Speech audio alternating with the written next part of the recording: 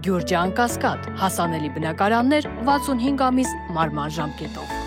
Ադրբեջանի Միլի Մեջլիսի պատգամավորը վայրեջք է կատարել ռուսական օդանավակայանում ու տեղն ու տեղը ձերբակալվել, որից հետո ադրբեջանցի չինովնիկին հետ են ուղարկել իր երկիր, ասել են ձեր մուտքն արգելված է։ Սկանդալը դիվանագիտական նշանակություն ստացավ, երբ պարզվեց, որ պատգամավորին Ռուսաստան են հրավիրել հենց իրենց տանտերերը Ալիևներից Հեյդարին նվիրված միջոցառումներին մասնակցելու, սակայն հենց ռուսական կողմն էլ Մոսկվայի օդանավակայանում նրան թույլ չի տվել նստել Աստրախան թռչող ինքնաթիռը։ Ադրբեջանական կողմը պնդում է, թե իրենց Ազեր Բադամովին ռուսական կողմը ոչինչ չի պարզաբանել։ Մենք դիմել ենք Ռուսաստանի արտգործնախարարություն, պաշտոնական ներկայացուցիչն ասել է, որ դեպքը կհետաքննվի, բայց պատճառները չի բացատրել։ Բաքուն սա համարում է ոչ բարեկամական քայլ եւ սպասում է Ռուսաստանից պարզաբանումների։ Այն, որ պատգամավորների հետ կապված միջադեպը քաղաքական տարեր ունի, առաջինը սկսեցին գրել ադրբեջանական լրատվամիջոցները։ Ենթադրում են, որ միջադեպը տեղի է ունեցել Պետդումայի պատգամավոր Նիկոլայ Վալուևի հասցեին Բադամովի հայտարարությունների պատճառով։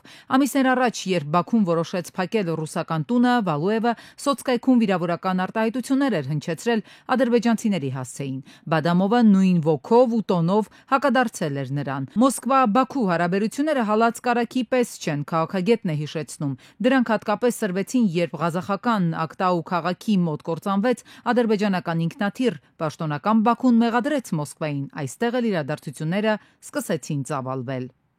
Տեղեկություններ կան, որ այդ ռուսական ռեփ համակարգը, ռադիոէլեկտրոնային տեղորոշիչ կայանները փորձել են խլացնել նաև Ալիևի ինքնաթիռի այդ արբանյակային կապը։ Ինչ որ ներգործություն են ունեցել նաև Ադրբեջանի նախագահական ինքնաթիռի վրա, Ալիևը նեղացվածություն Ռուսաստանից հենց սրա հետ են կապում։ Հետո տեղի ունեցավ Ադրբեջանում ռուսական տան հետ կապված միջադեպը, որին ադրբեջանական պետական հեռուստաալիքը լրտեսության մեջ մեղադրեց։ Այդ ժամանակ դարձյալ շահագրգիռ կողմերը սկսեցին քննարկել, ինչու է Ալիևը փչացնում հարաբերությունները Մոսկվայի հետ։ Հիմա նորից նույն քննարկումն է հասունանում, ինչու է Ադրբեջանի արտաքին գերատեսչությունը Մոսկվայից այսպիսի կոշտ հռետորաբանության պատասխաններ պահանջում։ Քաղաքագետն ասում է, որքան էլ մեկ սրվում, մեկ փափկում են այս երկրների հարաբերությունները, ամեն դեպքում փոխադարձ շահեր կան, որ անդառնալիության կետին չեն հասցնում։ Ալիևյան ոչն է դիվանագիտություն խաղալ բոլորի հետ։ Ռուսաստանին ակնհայտապես պետք է այս փուլում Ադրբեջանից ինչ-ինչ շահեր ունի եւ չուզում հարաբերությունները այդպես կտրուկ արտասնել։ Դրա համար նույնիսկ ռուսները շատ նույնիսկ աչք են հակում եւ Ալիևն էլ օգտվելով դրանից հետո կարողանում է այսպես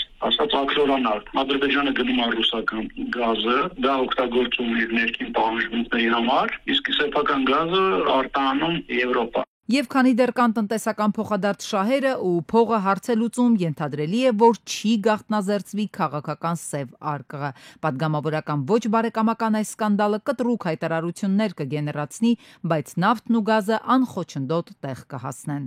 Հիշեցնենք, որ Facebook-ից դուրս կյանք գոյություն ունի, լրագրողների հետ զրույցում ասել է Ալեն Սիմոնյանը։ Ես հասկանում եմ մեծաքանակ փող է ծախսվում տարբեր տեղերից, մասնավորապես հյուսիսային մեր հարևանից Ռուսաստանի Դաշնության կողմից։ Հայտարարել է Սիմոնյանը, հավելելով, որ Հայաստանի հանդեպ տարվում է հիբրիդային պատերազմ։ Այդ հիբրիդային պատերազմը մեկ ակտիվանում է, երբ օրինակ ռուսական հեռուստաալիքներով տարբեր մեկտաբաններ հաճախ հեռու հայկական ազգանունների նշմարում ունեցող մարդկանցով փորձում են Հայաստանում իշխանություն փոխել, միտինգների անոնսներ անել, եւ դա ասեմ զգուշացնեմ 2026 թվականին ավելի է ակտիվանալու։ Ես չեմ վախենում բարձրաձայնելուց, դա հակառակ ազդեցությունն է ունենալու եւ ձեր ասած X վարկանիշը, որ ունի իշխանությունը, կրկնապատկվելու է։ Հեղաշրջման վտանգի մասին հարցինի պատասխան Սիմոնյանը ասել է. Ես որևէ մեկի կողմից հեղաշրջման վտանգ չեմ տեսնում, որովհետեւ վստահում եմ Հայաստանի Հանրապետության ժողովրդին։ Նա նշել է, թե սրանք սոսկ խոսքեր չեն, ասում է փորձի վրա հենվելով 2020 թվականի պատերազմի օրվանից սկսած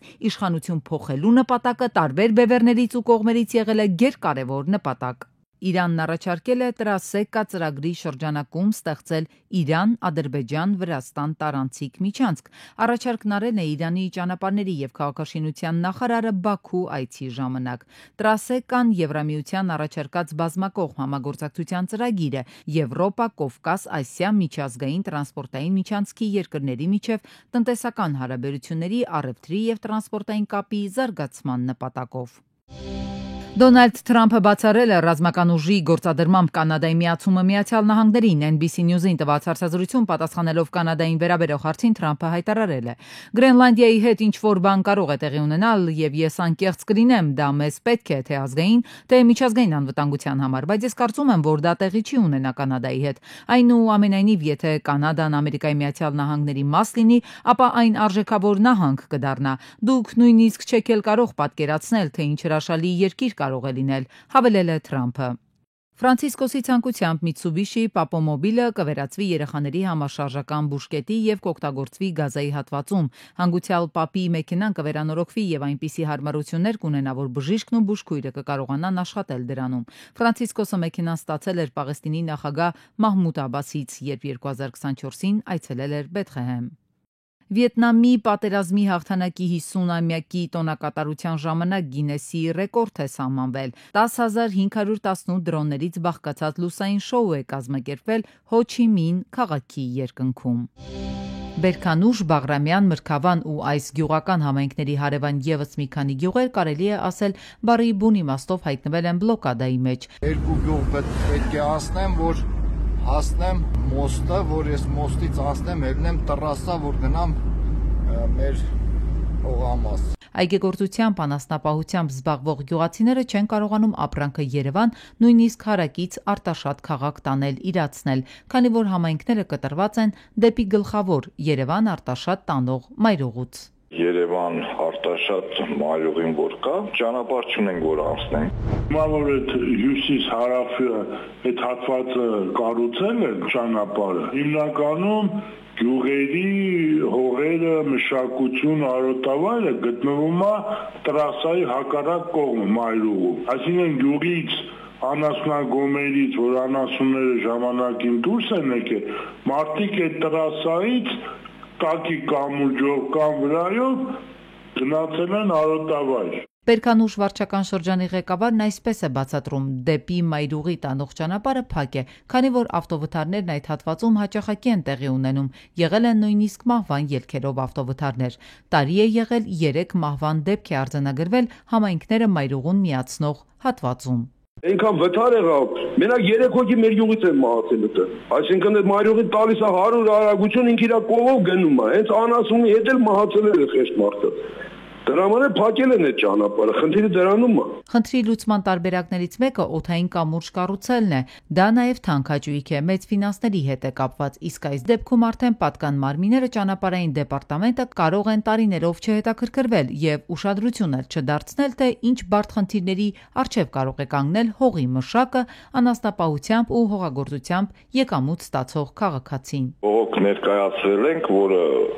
դիմել ենք էլ ազգային ժողովել ենք դիմել, պատասխանն եկել է ոչ մի բան։ Երևան երաս ճանապարհը որ կա, կամուջ դիսարկվի, դա արդեն իմ խնդիրը չի, ճանապարհի դեպարտամենտի խնդիրն է։ Շրջափակման մեջ հայտնված այս գյուղական համայնքներում հանրապետության պտղատու այգիների սեփականատերերն այլևս հրաժարվում են իրենց այգիներից։ Բերքահավաքի շրջանում ապրանքը պետք էլ չէ, որ արտահանվի արտասահման, դա չի իրականացվում, քանի որ բեռնատարների վարորդները հրաժարվում են մի քանի անգամ մի քանի գյուղ շրջանցել, այգիներ հասնել, ապրանքը բարձել ու արտահանում իրականացնել։ Այն դառնում է ավելի ժամանակատար, գումարած նաև ավելորդ ծախսերը։ Արարատի մարզի Մասիսի խոշորացված համայնքի համար 6 հիմնական դպրոցի տարածքում իսկական ճահիճ է գոյացել։ Երկար տարիներ է անտանելի վիճակ է, գարշահոտն ամենուր է եւ այս պայմաններում ամեն օր 120-ից ավելի երեխա դպրոց է հաճախում։